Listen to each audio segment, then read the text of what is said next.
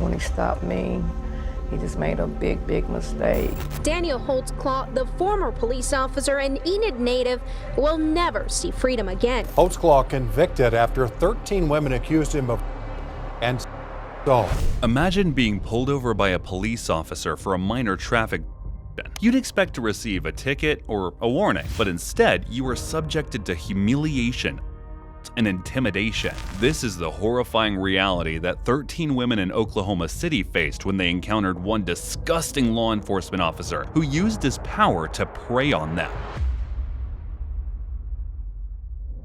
Daniel Holtzclaw was born on December 10, 1986, in Guam, a U.S. territory in the Pacific Ocean, to an Air Force family that served overseas. Interestingly, his father is also a lieutenant of the police department in Enid, Oklahoma, where Daniel Holtzclaw grew up and attended high school. As a child, Holtzclaw participated in a ride-along program with the Enid Police Department, which offered him a first-hand glimpse into the daily activities and challenges faced by police officers. This experience left a lasting impression on him and may have contributed to his career choice. That aside, Daniel Holtzclaw was a star athlete in high school, especially in football. He played as a linebacker and set a school record for 25 tackles in a game. He also excelled academically and was involved in various extracurricular activities. He was so good that when he graduated from Enid High School in 2005, he received a scholarship to play football at Eastern Michigan University.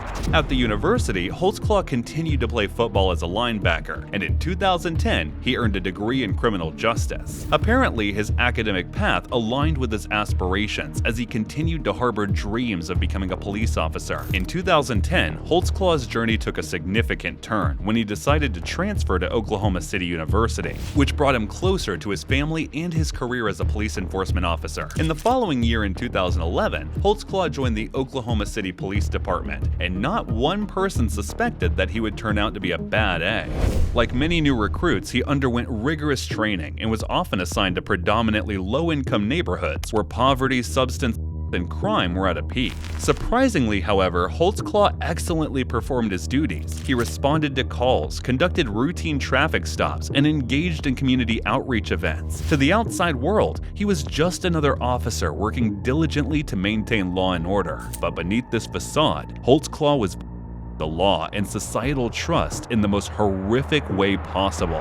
And I said, "Oh, sir, please don't make me do this, sir. Don't make me do this, sir." He would forcefully attack and coerce women into having relationships with him, and if they showed resistance, he'd show them his police badge and put them in prison if they disobeyed him, or boldly promised to erase their criminal histories if they obeyed him. He talked about me having over $4,000 worth of tickets. But how did he know about the criminal histories of his victims? Well, during his traffic patrols, he would stop women who were either walking alone or those who were driving in areas that had a high percentage of crime. Then he'd sweet-talk them into performing action on him or coerce them into taking off their clothes in his presence while he physically them without caring about what they felt or how terrible the consequences of his actions would be. Why do you think he targeted you and so many other women? I think he was just thinking that every woman he stopped had some kind of record, or he could hold something over our heads, and that didn't happen with me. He just stopped the wrong person. He exploited their vulnerability and used his authority as a police officer to intimidate and manipulate them. Then he ran background checks on them to find out their personal information and their criminal history. He used this information to blackmail them into complying with his demands and promised to make their lives hell if they tried to report or disobey him. In fact, he was careful enough to only target women who lived in a poor, predominantly black neighborhood in northeast Oklahoma City, where he patrolled as part of the Spring Lake Division. The truth is, Officer Holtzclaw's reign of terror was legendary on these streets of northeast Oklahoma City, long before the scandal made front-page headlines. Clearly, he had not expected any of his victims to report him, as he had assumed that his victims would never report him since they were either involved in criminal activities or had a history of prostitution. He thought that they would be too afraid or ashamed to speak up, and that no one would believe them even if they were bold enough to report him. Unfortunately, he had failed to consider the fact that the law serves everyone, criminal or not. His victims? Mostly poor black women with troubled past who didn't trust the cops. Liggins was different. She had the courage to come forward because she didn't have a criminal record. Holtzclaw's crimes were unnoticed for months in the period between December 2013 and June 2014, until one of his victims, a 57-year-old grandmother named Janie Liggins, came forward to report him to the police. Liggins was stopped by Holtzclaw on June 18, 2014, while she was driving home from a friend's house. As he was patting me down, he said, let me know if you got any illegal on you and I won't arrest you. I said, sir, I don't have any illegal on me at all. So as he was patting me down, he didn't find anything. So he put me in the back of his police car. According to her, he had ordered her to come out of her car, forcing her to lift her clothes and coercing her into performing acts on him. However, during his interrogation, Holtzclaw denied doing any of these things. She's saying that you made her lift up her shirt, and when she lifted up her shirt, she exposed her. No. Did you ever see I asked her, is there anything inside your bra? And she said no. So I was like, okay. And she said, you want me to show you? I said, no, you don't need to do that. She said when she said, do you want me to show you? You said, yeah, and she went. No, I didn't. I said no. But you could have said no. But I'm asking you if she flashed you anyways. I didn't see her. I didn't see her. Liggins also went on to say she was afraid of what was happening and had to try to make him stop by telling him that he should not be searching her body, but he ignored her warnings and pleas. She was nervous and she was crying and stuff, and I told her not to be nervous. Did she say why she was crying? She said it's a police officer and whatnot, and I'm just nervous because I got stopped by a police officer. She also said he told her he would let her go if she kept quiet and did not tell anyone what happened. However, she was so irritated by that she immediately called 911 and reported.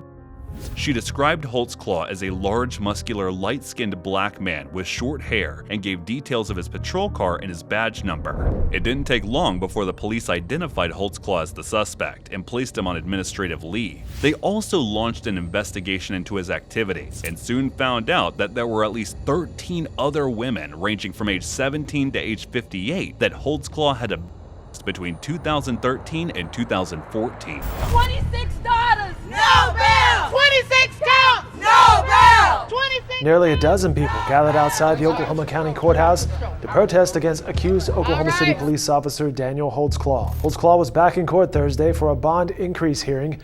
Prosecutors want to raise the amount of his $500,000 bond or have it revoked. The 27-year-old officer is facing 26 counts, including some and investigators followed up on all leads and soon uncovered the identity of each victim. Then they questioned each of them separately to confirm the authenticity of the initial complaint from Liggins. The women had similar stories of being stopped by Holtzclaw for minor offenses or no reason at all, and then being coerced into acts by of arrest or violence. In fact, some of the women claimed that Holtzclaw had taken them to a dark and empty location like abandoned buildings or fields where he them. Others claimed that he assaulted them in their own homes or cars, or even in public places, such as a hospital or a school parking lot. The police soon began to notice that all the women had something in common. They were all African American, and most of them had criminal records or histories of substance abuse trading. Some of them did not even have identification or driver's license, and a lot of them either didn't have a house or were addicted to unhealthy substances. Some of them also had outstanding warrants or were on probation or parole, and a few of them had mental health issues or disabilities. Importantly, all of them were vulnerable and afraid. The victims didn't come forward because they didn't think we'd believe them. They all said, well, who am I going to call? The police? On the police? When the police realized how terrible the crime was, they approved the arrest of Holtzclaw. On June 18, 2014, at around 8 a.m., Holtzclaw was arrested and charged with 36 counts of crimes committed against women, as well as burglary, stalking, indecent exposure, and procuring exhibition.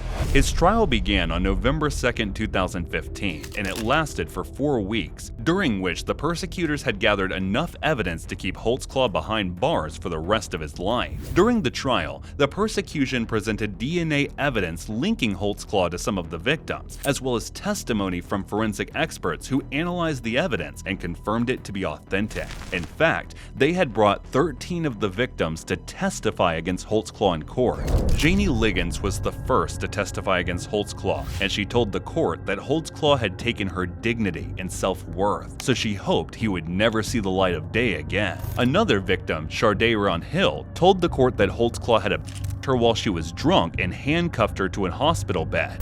He comes to the bed and he takes off his belt. His private is out.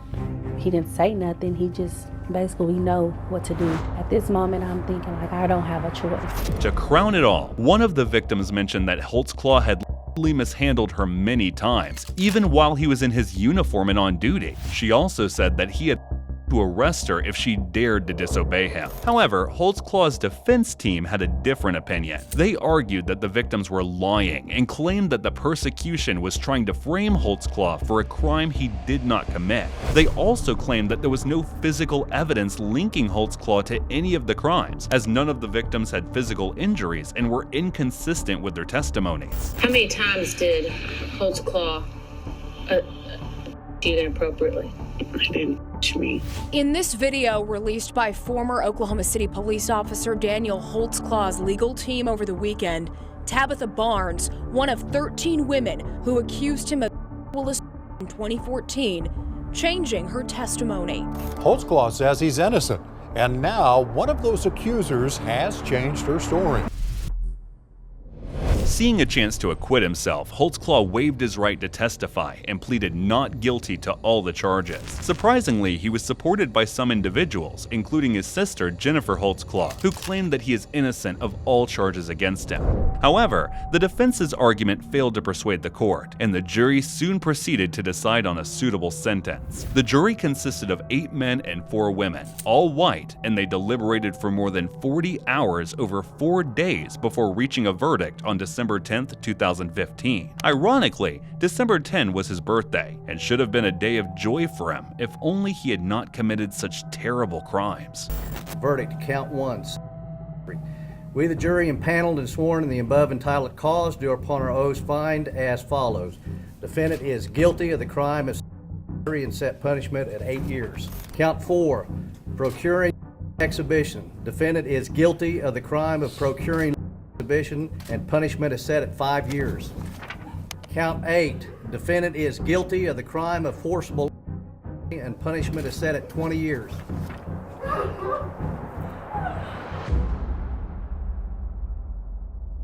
The jury also recommended that Holtzclaw be sentenced to 263 years in prison. Shortly after that, on January 21, 2016, he was fired from the police force, and upon recommendation by the jury, he was sentenced to 263 years in prison. He was also denied the possibility of parole and was transferred to the Lexington Assessment and Reception Center, a maximum security prison in Oklahoma, where he is currently serving his sentence. As his verdict was read, Holtzclaw broke down in tears and shook his head, and when he was called to the front of the court, he mouthed that he didn't do any of the things he was accused of.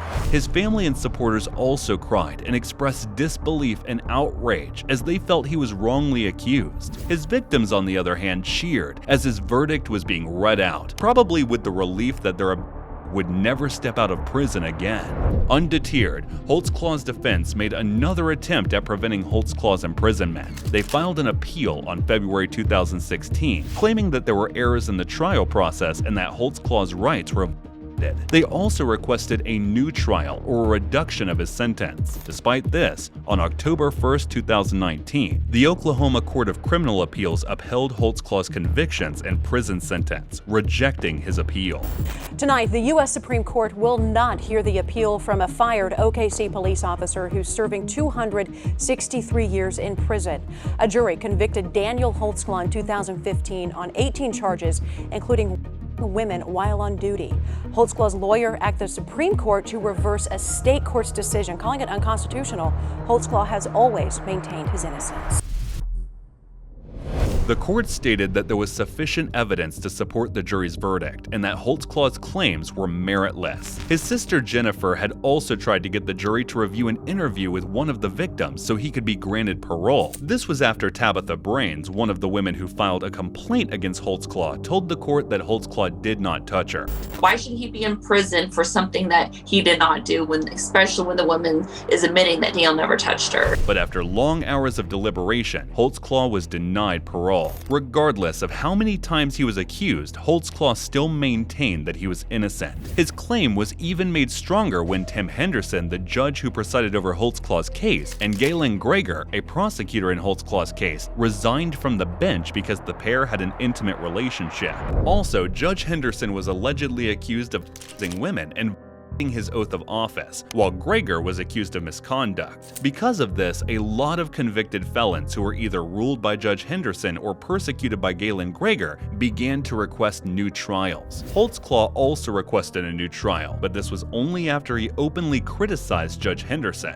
However, Holtzclaw had a different prosecutor at trial. But in a statement, Holtzclaw said, "I upheld my oath of office by protecting and serving my community, while Judge Henderson was allegedly abusing women and violating his oath." The case of Daniel Holtzclaw is not an isolated incident. It is a part of a larger pattern of systematic racism, violence, and oppression that affects millions of people around the world. According to a 2010 report by the Cato Institute, misconduct is the second most common complaint against police officers after excessive force. However, most cases of police misconduct are not reported, investigated, or persecuted due to various factors such as fear, stigma, lack of evidence, lack of resources, lack of insight, lack of accountability, and lack of public awareness. Holtzclaw's case brought attention to the issue of police carnal abuse and its impact on marginalized communities, especially women of color. It also highlighted the need for reforms and measures to prevent, detect, and address such abuses of power and trust. Importantly, it showed how difficult it is for victims of police to seek justice and support. This is because many of the women who testified against Holtzclaw said that they did not report him initially because they feared that no one would believe them or care about what happened to them. They also said that they felt ashamed and guilty for what happened to them. Some of them said they had previous negative experiences with the police or the court, which made them distrustful of the system. Some of them also faced social stigma and discrimination because of their race, class, or occupation. But did Holtzclaw get a fair judgment? Let us know what you think in the comments below. If you enjoyed watching this video, you should watch our video on a cop headlocking female after being accused of a crime.